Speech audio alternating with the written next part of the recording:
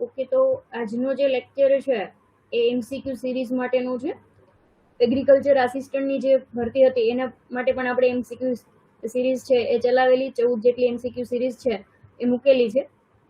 એમાં પણ તમે જોશો તો ઘણા બધા મહત્વના ક્વેશ્ચન છે એ લીધેલા, અને ખાસ જે એક્ઝામ છે એમાં પણ ડાયરેક્ટ ટોટલ જે આપણી સિરીઝ હતી એ મેક્સિમમ 8-9-10 ક્વેશ્ચનની એમસીક્યુ સિરીઝ છે એ ચલાવતા હતા. એમાંથી એક્ઝામમાં 3 જેટલા ક્વેશ્ચન છે એ ડાયરેક્ટ બેઠા પૂછાઈ ગયેલા છે. મતલબ કે જે સિરીઝ છે એના ક્વેશ્ચન તમને ઘણા ઓછા મળેલા છે, પણ એમાંથી ડાયરેક્ટ 2 થી 3 ક્વેશ્ચન એક્ઝામમાં પૂછાઈ જાય તો એ તમારું મેરિટમાં નામ છે ઘણું ઊંચું લાવી શકે છે. તો એ જ રીતે ગ્રામ સેવકમાં પણ હું એવી ટ્રાય કરીશ કે તમને એમસીક્યુ સિરીઝના સ્વરૂપે એમસીક્યુ છે એ મળે, અને એ પણ કેવા ક્વોલિટી એમસીક્યુ મળે, એક્ઝામમાં પૂછાય એવા એમસીક્યુ મળે. તો એના માટેની આજની જે સિરીઝ છે એ સિરીઝ 1 છે. એમસીક્યુ સિરીઝ પહેલી છે એ આપણે ચાલુ કરીએ. પહેલો ક્વેશ્ચન છે કે બીજની સુસુપ્તતા અથવા તો ડોર્મન્સી છે એ તોડવા માટે નીચેનામાંથી કયો હોર્મોન છે એ વપરાય છે. હોર્મોન છે એના ક્વેશ્ચન ઘણા વધારે પૂછાય છે, અને ખાસ પંચાયત બોર્ડની જે ભરતીઓ છે એમાં હોર્મોન ટોપિકના ક્વેશ્ચન છે એ વધારે રહેતા હોય છે. આ સિવાય આગળની જે આપણે એક એગ્રોનોમી ફેક્ટ કરીને મેં લેક્ચર લીધેલો છે, એમાં મારી એક મિસ્ટેક થઈ ગઈ છે કે આઈબીએ અને એનએએ છે એના ફંક્શન છે ઊંધા થઈ ગયેલા છે. તો એ યાદ રાખજો કે આઈબીએ છે રૂટ માટે છે અને એનએએ છે એ ફ્રૂટ અને ફ્લાવરિંગ માટે છે. તો એ મિસ્ટેક ત્યાં મતલબ કરેક્શન કરી દેજો.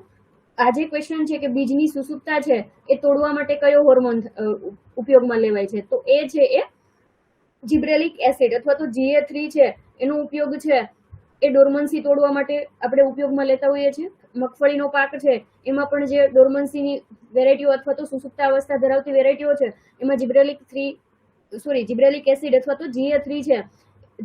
જિબ્રેલિક 3 માં પણ અલગ અલગ પ્રકાર છે, એમાં GA3 નો ઉપયોગ છે એ વધારે થતો હોય છે. બાકી આપણે જાણીએ છીએ કે એબ્સિસિક એસિડ છે તો એ સ્ટ્રેસ હોર્મોન તરીકે ઓળખાય છે, કે જે જ્યારે પણ કોઈ પાક છે એને જેમ કે દુષ્કાળ છે કે તાપમાનમાં વધારો થઈ જાય કે પાણીની અછત પડે, ખાતરની અછત પડે, એ પ્રકારે જ્યારે સ્ટ્રેસ આવે એના માટે ખાસ કેવા એબાયોટિક અથવા તો અજૈવિક સ્ટ્રેસ વધારે આવે એ સમયે એબ્સિસિક એસિડ અથવા તો સ્ટ્રેસ હોર્મોન છે એનું સિક્રેશન થતું હોય છે, અથવા તો છોડની અંદર એનું ઊંચું પ્રમાણ છે એ જોવા મળતું હોય છે. ઇથિલિન છે એને આપણે સારી રીતે જાણીએ છીએ ફળોને પકવવા માટે ઇથિલિન છે એ વપરાતું હોય છે. અને સાયટોકાઇનિન છે એ ખાસ જે શાખાઓ છે, થડ છે, ટૂંકમાં શૂટ છે એના ઇનિશિએશન માટે, અને ખાસ ટિશ્યુ કલ્ચર છે તો એના મતલબ કે પેશી સંવર્ધન છે તો એમાં 2 ફેક્ટ યાદ રાખજો કે ઓક્સિન જે છે, ઓક્સિન હોર્મોન એ રૂટ માટે હોય છે અથવા તો મૂળના ડેવલપમેન્ટ માટે હોય છે, અને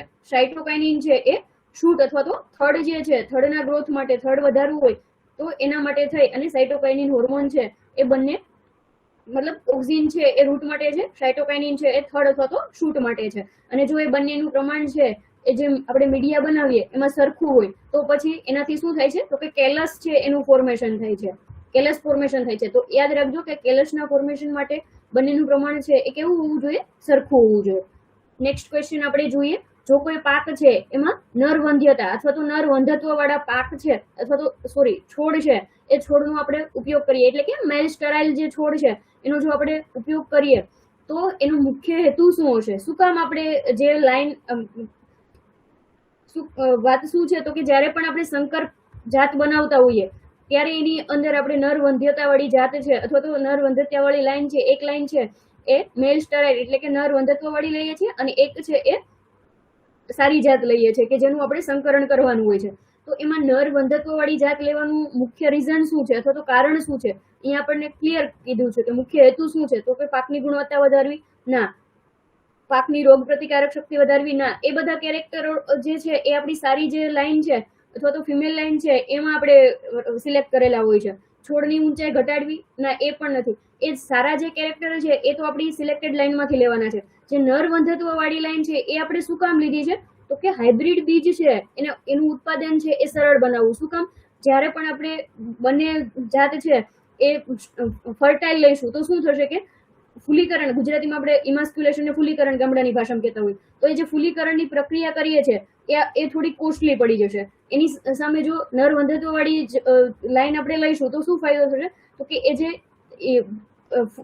જે ફૂલનું રિમૂવ કરવાનો ભાગ છે કે પુંકેસર છે એ આપણે દૂર કરતા હોઈએ છીએ, તો એ વસ્તુ નહીં કરવી પડે. ડાયરેક્ટ જે લાઈન છે એની અંદર આપણે જે આપણી સારી લાઈન છે, ફર્ટાઇલ લાઈન છે, એ લાઈનના પરાગરજ છે એ એડ કરી દઈશું અને એ રીતે આપણે એનું જે પુંકેસર છે એ દૂર નહીં કરવું પડે. એટલે મેઇન જે નર વંધત્વ વાળી લાઈન લેવાનો ફાયદો શું છે, તો કે હાઇબ્રિડ બીજ જ્યારે આપણે ઉત્પાદન કરવું હોય, એને સરળ બનાવવું હોય, તો એના માટે આપણે મેલ સ્ટરાઇલ અથવા તો નર વંધત્વ ધરાવતી લાઈન છે એ વાપરીએ છીએ.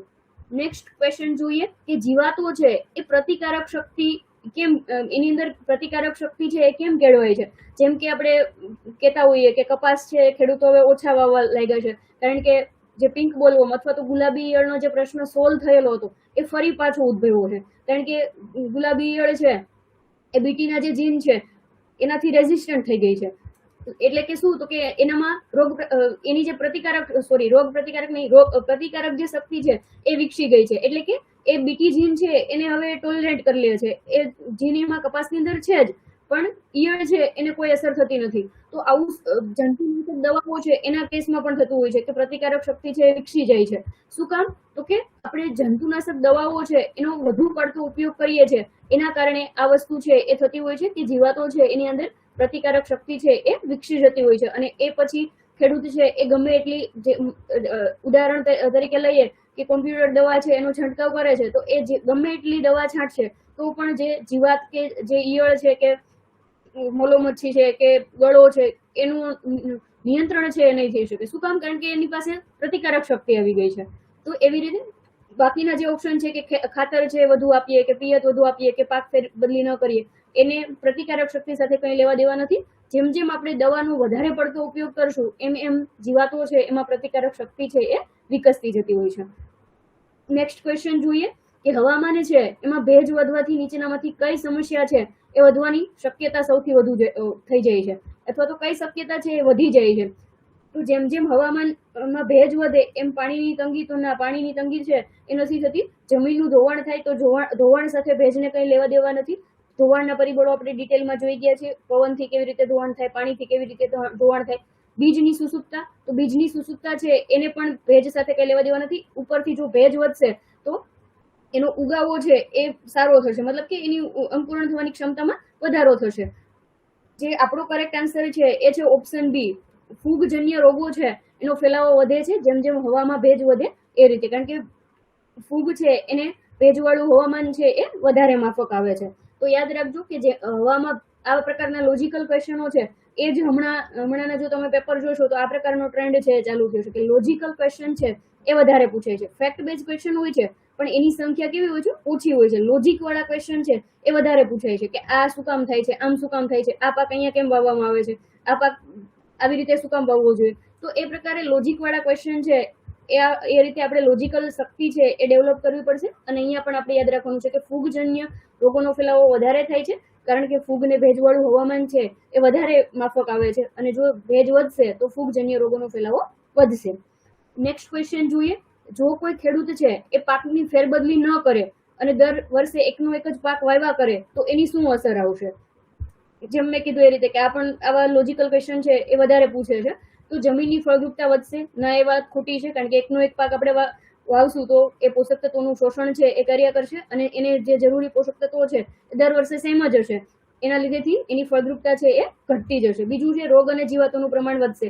તો કરેક્ટ, એક્ઝેક્ટલી. જેમ જેમ એકનો એક આપણે કપાસ છે તો કપાસ જ વાવ્યા કરશું તો એના જે પોસેટાઓ છે, એના જે સુસુપ્ત અવસ્થાના બાકીના જે જીવાતો છે એ પોતે જ્યારે પાક નહીં હોય ત્યારે સુસુપ્ત અવસ્થામાં રહેશે. જ્યારે પણ જેવો આપણે પાક વાવશું, કપાસનો જ પાક વાવીએ છીએ દર વર્ષે, તો એને ફેવરેબલ મળી જશે, મતલબ એને પોતાને ભાવતો પાક મળી જશે અને એનું પોપ્યુલેશન છે, જીવાતોની સંખ્યા છે એ દર વર્ષે વધતી જશે. એટલે કે રોગ અને જીવાતોનું પ્રમાણ છે એ વધશે. એના પછી છે કે પાકનું ઉત્પાદન છે એ હંમેશા સ્થિર રહેશે અને ધીમે ધીમે પાકનું જે ઉત્પાદન છે એમાં પણ ઘટાડો થાય છે, કારણ કે પોષક તત્વોની ઉણપ થવા લાગે છે, રોગ જીવાતોનું પ્રમાણ વધવા લાગે છે. તો ડેફિનેટલી પાક ઉત્પાદન ઘટવાનું જ છે, સ્થિર તો નહીં રહી શકે. એના પછી છે કે નીંદણની સમસ્યા છે એ દૂર થાય છે. ના, નીંદણની સમસ્યા છે એ પણ વધતી જાય છે, દૂર નથી થતી, ઉપરથી એમાં વધારો થાય છે. તો આપણો જે કરેક્ટ આન્સર છે એ છે ઓપ્શન બી. રોગ અને જીવાતોનું પ્રમાણ છે એ વધતું જાય છે. નેક્સ્ટ ક્વેશ્ચન છે કે ટપક સિંચાઈ પદ્ધતિ છે, ડ્રીપ ઇરિગેશન છે, એ કયા પ્રકારની જમીન માટે સૌથી વધુ આશીર્વાદરૂપ છે? ખાસ યાદ રાખજો કે મોડર્ન જે સિંચાઈની પદ્ધતિઓ છે એ પણ ફેવરિટ પોર્શન છે પરીક્ષકોનો, એમાંથી પણ ક્વેશ્ચન છે એ વધારે રહેતા હોય છે. તો ટપક સિંચાઈ પદ્ધતિની અહીંયા વાત કરેલી છે કે કઈ જમીન માટે સૌથી વધુ નથી પૂછ્યું, સૌથી વધુ આશીર્વાદરૂપ છે. તો યાદ રાખજો કે ભારેકાળી જમીન નથી, ક્ષારયુક્ત ક્યારીની જમીન નથી, નદીના કાપની જમીન નથી. જે જમીન માટે સૌથી વધારે આશીર્વાદરૂપ જમીન છે આશીર્વાદરૂપ પદ્ધતિ છે એ છે ઢાળવાળી અને હલકી રેતાળ જમીન. જે જગ્યાએ ઢાળ છે ત્યાં આગળ આપણે રેડ પદ્ધતિ છે કે ધોરિયા પદ્ધતિ છે કે ફુવારા પદ્ધતિ છે એનો આપણે યોગ્ય રીતે ઉપયોગ નથી કરી શકતા. એની પાછળના પણ કારણો છે, પણ ત્યાં આગળ ટપક સિંચાઈ પદ્ધતિ છે એ સારી અને વ્યવસ્થિત સાબિત થયેલી છે.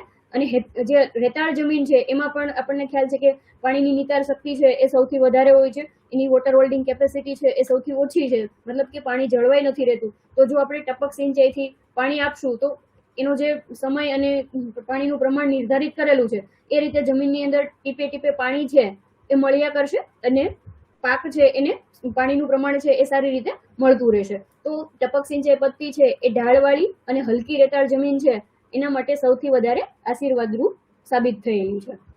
નેક્સ્ટ જોઈએ મિશ્ર ખેતી, મિક્સ્ડ ફાર્મિંગ. એનો મુખ્ય ઉદ્દેશ્ય શું છે? તો મિક્સ્ડ ખેતી અથવા તો મિક્સ્ડ ફાર્મિંગ છે એનો મુખ્ય ઉદ્દેશ્ય, આ પણ જે ખેતીના પ્રકારોનો જે ટોપિક છે એ પણ એક્ઝામિનરોનો ફેવરિટ છે, એમાંથી પણ ક્વેશ્ચનો છે આવતા જ હોય છે. ગ્રામ સેવકનું પેપર જોઈ લો, વિસ્તરણ અધિકારી જે હમણાં દિવ્યાંગ ભરતીના લેવાયા એ પેપર જોશો તો એમાં આના ક્વેશ્ચન છે એ વધારે જોવા મળ્યા છે. તો યાદ રાખજો કે મિક્સ્ડ ખેતી અથવા તો મિક્સ્ડ ફાર્મિંગ છે એનો મુખ્ય ઉદ્દેશ્ય શું છે? એક તો છે કે ખેતી ખર્ચ ઘટાડવો, ના એ નથી. બીજું માત્ર જમીનની ફળદ્રુપતા વધારવી, તો એ પણ નથી. એના પછી છે કે મજૂરની જરૂરિયાત ઓછી કરવી, ના એવું નથી. કારણ કે આપણે એક સાથે પહેલા તો આપણે એ સમજી લઈએ કે મિક્સ્ડ ફાર્મિંગ એટલે શું. મિક્સ ક્રોપિંગ અને મિક્સ્ડ ફાર્મિંગ બંને અલગ અલગ કન્સેપ્ટ છે. જો તમને વધારે ડિટેલમાં સમજવું હોય તો આપણી પ્લેલિસ્ટમાં ખેતીના પ્રકારે ટોપિક મૂકેલો છે, એનો વિડીયો છે જ, એ જોઈ લેજો. અહીંયા આપણે સમજવાનું છે કે મિક્સ ક્રોપિંગ એટલે શું. તો કે મિક્સ ક્રોપિંગની અંદર આપણે શું કરીએ છીએ તો કે એક સાથે ઘણા બધા, એક જ ખેતરનો જે ભાગ છે એમાં એક સાથે ઘણા બધા પાક, એક ભાગમાં આપણે ઘઉં વાવીએ છીએ, એક ભાગમાં ચણા વાવીએ છીએ, એકમાં જીરું વાવીએ છીએ, એ રીતે ઘણા બધા પાક છે એક સાથે વાવીએ છીએ. તો એ જે વસ્તુ થઈ એ મિક્સ ક્રોપિંગ થયું.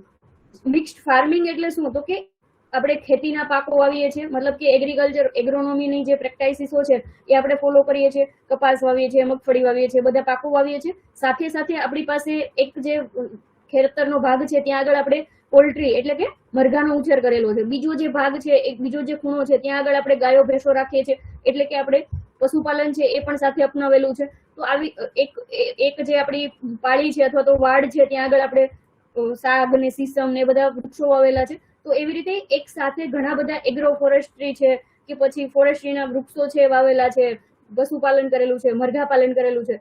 તો અલગ અલગ જે બધા ખેતીના પ્રકારો છે, મતલબ કે ફાર્મિંગના અલગ અલગ જે કન્સેપ્ટ છે, માછલી ઉત્પાદન કરીએ છીએ, એવું એક સાથે આપણે જ્યારે કરશું તો એને આપણે મિક્સ્ડ ખેતી અથવા તો મિક્સ્ડ ફાર્મિંગ કહીએ છીએ. અને એનો મુખ્ય ઉદ્દેશ્ય શું છે, હેતુ શું છે? તો કે જોખમ ઘટાડવું અને આવકમાં સાતત્ય જાળવવું. જેમ કે આપણે વરસાદ છે જે તે વર્ષે ઓછો પડ્યો તો એના લીધેથી આપણો પાક છે એ નિષ્ફળ ગયો, પણ સામે પક્ષે આપણી પાસે પશુપાલન, મરઘાપાલન એના વિકલ્પ છે, માછલી ઉછેર એનો વિકલ્પ આપણી પાસે હતો. તો એનાથી આપણું જોખમ છે એ ઘટી ગયું અને આવક છે એ સતત, મતલબ એમાં કન્ટિન્યુએશન રહ્યું. હા, થોડો ફરક પડશે, પણ સાવ આપણી મહેનત છે એ ફેલ નથી જતી. ખેડૂત છે એ પોતાનું જીવન નિર્વાહ ન કરી શકે એવી સિચ્યુએશન નથી આવતી. તો એ વસ્તુ છે એ કોનો ફાયદો છે? મિક્સ્ડ ફાર્મિંગનો. નેક્સ્ટ ક્વેશ્ચન જોઈએ કે જો ખેતર છે એમાં લાંબા સમય સુધી પાણી ભરાઈ રહેતું હોય તો નીચેનામાંથી કયા પોષક તત્વોની લભ્યતા છે એમાં સૌથી વધુ ઘટાડો થવાની શક્યતા છે? તો યાદ રાખજો કે નાઇટ્રોજન છે એ નાઇટ્રોજનનો ઘટાડો છે એ સૌથી વધારે થતો હોય છે. કારણ કે જ્યારે પણ પાણી ભરાઈ રહે તો એવી કન્ડિશનમાં એનું લીચિંગ અને વોલેટાઇઝેશન છે એમાં વધારો. લીચિંગ એટલે શું? તો કે જમીનમાં પોષક તત્વો છે એ જે નીચે ઉતરે એ પ્રક્રિયાને લીચિંગ કહેવાય, અને હવામાં ઉડી જાય એ જે પ્રક્રિયા છે એને વોલેટાઇઝેશન કહેવાય. તો જ્યારે પણ પાણી ભરાઈ રહેતું હોય ત્યારે નાઇટ્રોજનનું આ પ્રકારે લીચિંગ અને વોલેટાઇઝેશનથી નુકસાન છે એ વધારે થતું હોય છે. તો એ યાદ રાખજો કે જો કોઈ ખેતર છે એ સબમર્જ છે અથવા તો એમાં પાણી છે એ વધારે પડતું ભરાઈ રહ્યું છે તો એમાં નાઇટ્રોજનની ઉણપ છે અથવા તો એની લભ્યતા છે એમાં ઘટાડો થાય છે, ઉણપ વધતી જાય છે અને લભ્યતા ઘટતી જાય છે. નેક્સ્ટ ફેક્ટ જોઈએ કે રેતાળ જમીન છે એમાં ખાતર આપવાની સૌથી શ્રેષ્ઠ પદ્ધતિ કઈ ગણાય છે? પેલું છે કે એક સાથે બધું ખાતર પાયામાં આપી દેવું. ના, આ વાત ખોટી છે. એક સાથે આપણે પાયામાં બધું ખાતર આપી દેશું અને સારો એવો વરસાદ થઈ ગયો તો શું થશે? બધું જ ખાતર ધોવાઈ જશે, તો આપણી મહેનત પાણીમાં. એના પછી છે કે થોડા થોડા હપ્તામાં ખાતર આપવું. તો ડેફિનેટલી થોડા થોડા હપ્તામાં આપણે ખાતર આપશું તો શું થશે? તો કે જેમ જેમ છોડ છે એને જરૂર પડતી જશે એમ એમ એ ખાતરનો ઉપયોગ થતો જશે. જે થોડા પ્રમાણમાં આપણે આપેલું છે એના પછી બીજું જે સ્ટેજ આવશે ત્યારે આપણે ફરી વખત ખાતર આપશું તો છોડ છે એનો વિકાસ પણ સારો થતો જશે, એને પોષક તત્વો છે એ પણ લભ્ય માત્રામાં મળતા જશે અને સાથે સાથે જે લીચી ધોવાણનો જે પ્રશ્ન છે, ખાતર ધોવાઈ જશે, એ પ્રશ્ન પણ સોલ્વ થઈ જશે. તો એ જે ઓપ્શન બી છે એ કરેક્ટ આન્સર છે. પર્ણ ઉપર છંટકાવ કરવો એ સુટેબલ છે, પણ કેવું કે બધા પોષક તત્વો છે એ આપણે પર્ણના ઉપર છંટકાવથી નથી કરી શકતા. યુરિયા જેવા જે ખાતરો છે, નેનો યુરિયા છે, એનો આપણે છંટકાવ કરી શકીએ છીએ, પણ એ આપણું પરમેનન્ટ સોલ્યુશન નથી. બીજું છે કે પાણી આપ્યા પછી તરત ખાતર વેરવું, તો એ પણ નથી, કારણ કે પાણી આપીને તરત આપણે ખાતર વેરશું તો પણ પાણી સાથે એનું ધોવાણ અથવા તો લીચિંગનો પ્રશ્ન છે એ સોલ્વ નહીં થાય. તો અહીંયા આપણો જે કરેક્ટ આન્સર છે એ છે થોડા હપ્તામાં ખાતર આપવાનું, એટલે કે થોડા થોડા દિવસો પછી જે રીતે પાકને જરૂરિયાત હોય એના જે સ્ટેજ હોય એ પ્રમાણે આપણે ખાતર આપતા જઈશું તો ખાતરનો પણ દુરુપયોગ નહીં થાય અને ઉત્પાદન પણ સામે સારું એવું મળશે. નેક્સ્ટ ફેક્ટ જોઈએ અથવા તો 10મો ક્વેશ્ચન જોઈએ કે કઠોળ વર્ગના જે પાક છે એમાં પાયાના ખાતર તરીકે નાઇટ્રોજન છે એનું પ્રમાણ છે એ ઓછું આપવામાં આવે છે. આ પણ ક્વેશ્ચન પૂછાઈ ગયેલો છે કે કયું ખાતર છે એ વધારે આપવું જોઈએ, એ પ્રકારે ક્વેશ્ચન પૂછાયો છે કે કઠોળ પાક વાવ્યા પછી નેક્સ્ટ જે પાક હોય એના પછીનો અથવા તો આગામી જે પાક છે એમાં કયું ખાતર છે વધારે આપવું જોઈએ કે કયું ખાતર આપવાનું વધારે પસંદ કરવામાં આવે છે? તો એનો જે આન્સર છે એ ફોસ્ફરસ થશે. શું કામ? અહીંયા એ કન્સેપ્ટ પણ આપણે સમજીએ. કારણ કે કઠોળ વર્ગના જે પાકો છે એ શું કરે છે તો કે એની અંદર મૂળ ગ્રંથિ છે એ રહેલી હોય છે, મૂળ ગંઠિકા જેને આપણે કહીએ છીએ. એ ગંઠિકાઓની અંદર એવી ક્ષમતા છે કે જે હવાનું નાઇટ્રોજન છે એને સ્થિર કરે, જેને આપણે નાઇટ્રોજન સ્થિરીકરણ કહીએ છીએ, નાઇટ્રોજન ફિક્સેશન કહીએ છીએ. તો એના થકી શું થશે તો કે જે તે જમીન છે એની અંદર નાઇટ્રોજન છે એનું ફિક્સ કરવાનું ચાલુ થશે અને એના લીધેથી આપણે શું કરીએ છીએ તો કે એનું પ્રમાણ છે એ ઓછું આપીએ છીએ.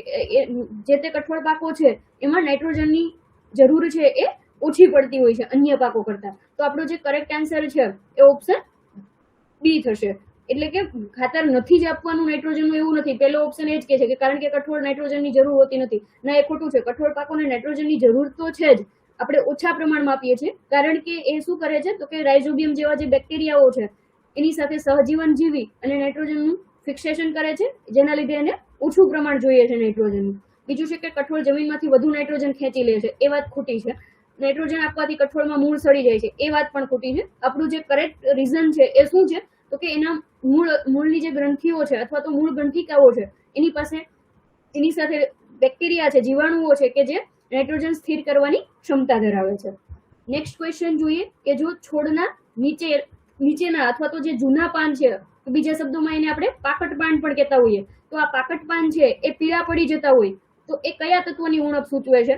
મતલબ કે એક છોડ છે એના નીચેથી પાન ચાલુ થાય છે, આવી રીતે મધ્યના પાન છે અને ઉપર જતા કુમળા પાન છે, તો એમાં આ જે નીચેના પાકટ પાન છે એ પીળા પડી જાય છે. તો એ કયા પોષક તત્વની ઉણપ હશે? મતલબ કે આ એક કન્સેપ્ટ છે કે કયું પોષક તત્વ છે એ હેલી મોબાઈલ છે, મતલબ કે ફટાફટ જમીનમાંથી છોડનો જે ટોચનો ભાગ છે ત્યાં સુધી મૂવમેન્ટ કરે છે, તો એને હાઈલી મોબાઈલ કહેવાય. જો ધીમે ધીમે ગતિ કરતા હોય અથવા તો મધ્યમ ગતિ હોય તો એ શું થશે તો કે એની જે ખામી છે એ જૂના અને નવા બંને પાકમાં જોવા મળશે. મધ્યના જે પાકો છે મતલબ વચ્ચેના જે યંગ લીવ છે એને એ મળતું રહેશે, પણ ઉપરના અને જૂના પાન છે એમાં એની ઉણપ દેખાશે. એનાથી વિરુદ્ધ કે જો કોઈ પાક છે એ ઇમોબાઈલ છે, મતલબ કે છોડની અંદર ઇમોબાઈલ છે, બોરોન છે, કેલ્શિયમ છે, તો એમાં શું થશે તો કે એના જે યંગ લીવ અને અથવા તો ઉપરના જે ટોચના પાન છે એ અને મધ્યના જે પાન છે એમાં લક્ષણો પહેલા દેખાશે, એના પાકટ પાન છે એમાં નહીં દેખાય. અહીંયા આપણને શું પૂછેલું છે તો કે નીચેના જૂના પાકટ પાન છે એ પીળા પડે છે. તો આ શું કહેવા માંગે છે તો કે જ્યારે પણ જે કોઈ પોષક તત્વ છે કે જે છોડની અંદર હાઈલી મોબાઈલ હોય, ફટાફટ એની મુવમેન્ટ થતી હોય, તો એના જે ખામી ચિહ્નો છે એ ક્યાં જોવા મળે તો કે જૂના પાનમાં વધારે જોવા મળે, કારણ કે અહીંથી શોષણ થઈ અને ફટાફટ એ ઉપર ગતિ કરી જશે. તો એ કોનું લક્ષણ છે? નાઇટ્રોજનનું. નાઇટ્રોજન છે એ જમીનની અંદર હાઈલી મોબાઈલ છે અને એના લીધેથી આ પ્રકારની સમસ્યા છે અથવા તો આ પ્રકારના ઉણપ ચિહ્નો છે એ જોવા મળતા હોય છે. તો આ રીતે આજે MCQ સિરીઝ છે એમાં આપણે અહીંયા આટલા 11 ક્વેશ્ચન છે એનું ડિસ્કશન કર્યું છે. 11 ક્વેશ્ચન છે તમને ખૂબ ઉપયોગી થશે. આગળ પણ MCQ સિરીઝ છે એમાં હું આ રીતે ક્વેશ્ચન લઈ આવીશ. બીજું કે જે લોકો ગ્રામ સેવકની તૈયારી કરે છે અને એવું લાગતું હોય કે મારે ક્લાસીસ છે એ જોઈન કરવાની જરૂર છે, તો જ્ઞાન સાગર ટીમ દ્વારા ગ્રામ સેવકનો ફૂલ કોર્સ છે એ અત્યારે ચાલુ છે. ફીસ છે એ 3,999 છે, કે જેની અંદર અમે એગ્રીકલ્ચર છે એ આ રીતે કન્સેપ્ટ વાઇઝ બેઝિક થી એડવાન્સ સુધીનું તમને વ્યવસ્થિત ક્લિયર કરાવીએ છીએ. સાથે સાથે જીકે અને બાકીના જે સબ્જેક્ટો છે, મેથ્સ, રીઝનિંગ છે, ગુજરાતી ગ્રામર, ઇંગ્લિશ વ્યાકરણ, એ પણ કવર કરાવીએ છીએ. સ્ટ્રેટેજી સાથે કરાવીએ છીએ કે ઓછા ટાઈમમાં તમે વ્યવસ્થિત કઈ રીતે કરી શકો. એ સિવાય જે બેચ છે એ લાઈવ છે, મતલબ કે એમાં લાઈવ પ્લસ રેકોર્ડેડ બંને લેક્ચર છે. જો તમે લાઈવ ન અટેન્ડ કરી શકો તો રેકોર્ડેડ લેક્ચર છે એ પણ અવેલેબલ છે. ખાસ એગ્રીકલ્ચરના જે લેક્ચર છે એ સાંજે જ હોય છે, બાકીના જે લેક્ચર હોય છે એ એક્સ્ટ્રા ટાઈમમાં તમને અનાઉન્સ કરીએ એ રીતે રહેતા હોય છે. એ સાથે ટોપિક વાઇઝ ટેસ્ટ છે એ પણ બધા ટોપિકની લેવાના છે, મતલબ કે ટોપિક જે રીતે ચાલે એ રીતે તમને એ ટોપિકના રિવિઝન માટે ટેસ્ટ મળતી રહેશે. અને છેલ્લે તમે જ્યારે એક્ઝામ ડેટ આપણી ડિક્લેર થાય એ પછી તમને 10 મોક ટેસ્ટ, આપણી જે પેપર સ્ટાઇલ છે 200 માર્ક્સની, એ રીતે ફૂલ પેપર છે 200 માર્ક્સનું એ તમને મળશે. એવી તમને કેટલી મોક ટેસ્ટ મળશે? 10. ટોટલ 10 મોક ટેસ્ટ છે એ તમને મળવા પાત્ર છે. જો એ સિવાય તમને કંઈ કન્ફ્યુઝન હોય તો આપણે જે નંબર છે 63 55 22 17 63, એ નંબર ઉપર તમે કોન્ટેક્ટ કરી શકો છો. અને આ પ્રકારની વધારે માહિતી છે એના માટે તમે ટેલિગ્રામ ગ્રુપ છે એ જોઈન કરી શકો છો. એ સિવાય તમને જો આ પ્રકારના MCQ છે એ વધારે જોઈતા હોય તો તમે વિડીયોને લાઈક કરજો, શેર કરજો અને તમારા મિત્રો વર્તુળમાં શેર કરતા રહેજો. અને ચેનલ છે એને સબસ્ક્રાઇબ કરજો કે જેથી મને સપોર્ટ છે એ મળતો રહે અને આવનારા સમયમાં હું આ પ્રકારે વધારે MCQ સિરીઝ છે એ લાવું.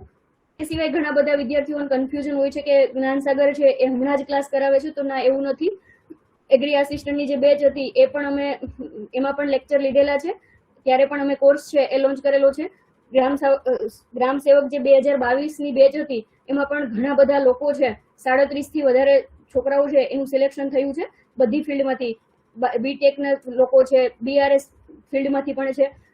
એ સિવાય એગ્રી આસિસ્ટન્ટ છે એમાં પણ ઘણા બધા છોકરાઓ છે, 39+ છોકરાઓ છે એમનું સિલેક્શન થયું છે. અને યુનિવર્સિટી એગ્રી આસિસ્ટન્ટની બેચ છે એનું રિઝલ્ટ, મતલબ એ રિઝલ્ટ હજી બાકી છે. એ સિવાય દિવ્યાંગની જે ગ્રામ સેવકની ભરતીઓ છે, ખેતી મદદની જે ભરતી હતી એમાં પણ આપણા સ્ટુડન્ટ છે લાગેલા છે. તો આ રીતે રિઝલ્ટ છે એ તમને મળતું રહેશે. પણ હા, શરત એ છે કે તમારે મહેનત છે એ કરતું રહેવું પડશે. જો મહેનત કરશો તો તમને પરિણામ મળશે, નહીતર છે એ તમને નહીં મળે. એટલે મહેનત કરવાની જો તમારી જવાબદારી છે એ જો તમે વ્યવસ્થિત કરી શકશો તો કન્ટેન્ટ ક્વોલિટી છે એમાં અમે કંઈ ઘટવા નહીં દઈએ. તો આજની જે MCQ સિરીઝ છે એ આપણે અહીંયા સુધી રાખીએ છીએ.